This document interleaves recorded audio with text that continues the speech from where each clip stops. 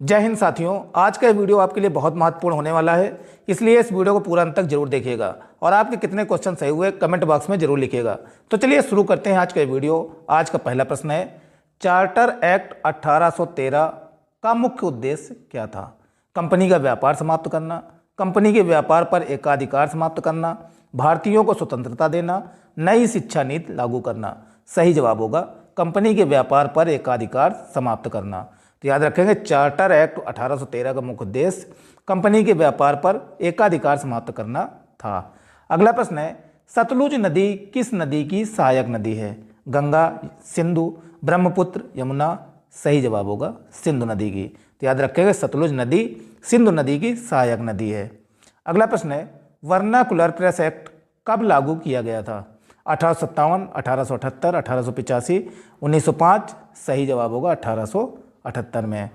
अगला प्रश्न है, भारत का राष्ट्रीय कैलेंडर किस पर आधारित है? विक्रम संवत, शक संवत, ग्रेगोरियन कैलेंडर, हिजरी संवत। सही जवाब होगा शक संवत।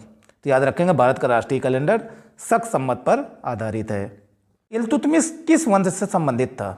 खिलजी वंश, तुगलक वंश, गुलाम वंश, लोदी वंश। सही जवाब होगा गुलाम वंश।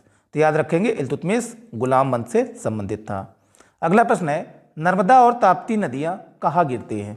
बंगाल की खाड़ी, अरब सागर, हिंद महासागर, झील में। सही जवाब होगा अरब सागर में। तो याद रखेंगे, नर्मदा और ताप्ती नदियाँ अरब सागर में गिरती हैं।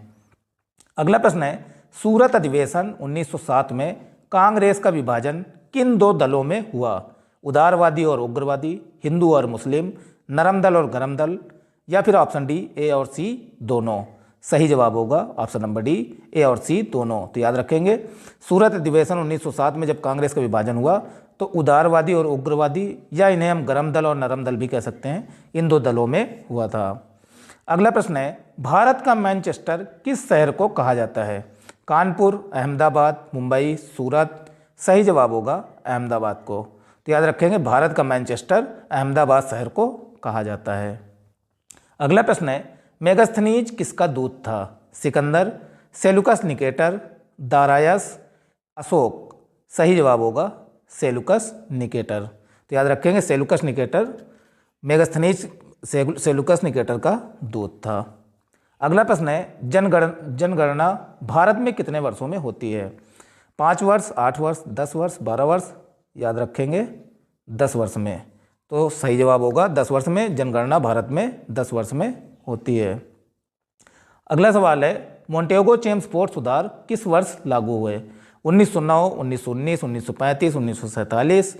सही जवाब होगा 1919 में। तो याद रखेंगे, मोंटेगो चेम्सफोर्ड सुधार 1919 में लागू हुए। अगला प्रश्न है, कृष्णा नदी का उद्गम स्थल कहाँ है? अमरकंटक, महाबलेश्वर, गंगोत्री, नासिक। सही जवाब होगा महाबलेश्वर में। तो याद रखेंगे, कृष्णा नदी का उद्गम स्थल महाबलेश्वर में है। अगला प्रश्न है, जैन धर्म के 24वें तीर्थंकर कौन थे? ऋषभदेव, पार्श्वनाथ, महावीर, बुद्ध। सही जवाब होगा महावीर। तो याद रखेंगे, जैन धर्म के 24वें तीर्थंकर महावीर जी थे। अगला प्रश्न है, भारत का राष्ट्रीय गीत कौन सा है? वंदे मातरम, जनगण मन, सारे जहां से अच्छा, अय मेरे वतन के लोगों।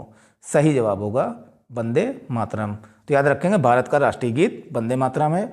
वहीं आप लोगों को पता होगा, भारत का राष्ट्रीय गान जनगण मन है। अगला प्रश्न है, अलाउद्दीन खिलजी किस वंश से संबंधित था? तुगलक वंश, गुलाम वंश, खिलजी वंश, लोदी वंश। सही जवाब होगा खिलजी वंश से। तो याद रखेंगे, अलाउद्दीन खिलजी खिलजी वंश से संबंधित था। अगला प्रश्न है, गोदावरी नदी को किस नाम से भी जाना जाता है? दक्षिण गंगा, पश्चिम गंगा, पूर्व गंगा, छोटी गंगा। सही जवाब होगा दक्षिण गंगा। तो याद रखेंगे, गोदावरी नदी को दक्षिण गंगा के नाम से जाना जाता है। अगला प्रश्न है, कैबिनेट मिशन भारत कब आया था? 1942, 1945, 1946, 1947। सही जवाब होगा 1946 में।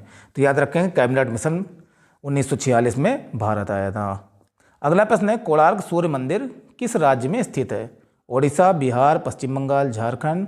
सही जवाब होगा ओडिशा में। तो याद रखेंगे, कोणार्क का सूर्य मंदिर ओडिशा राज्य में स्थित है। अगला प्रश्न है, भारत का संविधान किस तिथि को अपनाया गया था? 26 जनवरी 1950 को, 15 अगस्त 1947 को, 26 नवंबर 1949 को, 2 अक्टूबर 1949 को। तो सही जवाब होगा 26 नवंबर 1949 को। तो याद रखेंगे भारत का संविधान 26 नवंबर 1949 को अपनाया गया था। अगला प्रश्न है, ताप्ती नदी का उद्गम स्थल कहाँ है? अमरकंटक, सतपुड़ा पर्वत, विंध्याचल, अरावली। सही जवाब होगा सतपुड़ा पर्वत।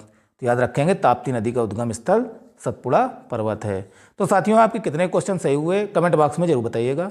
वीडियो अच्छी लगी तो वीडियो को लाइक और चैनल को सब्सक्राइब कर दीजिएगा। मिलते हैं अपनी अगली वीडियो में। जय हिंद, जय भारत, वंदे मातरम।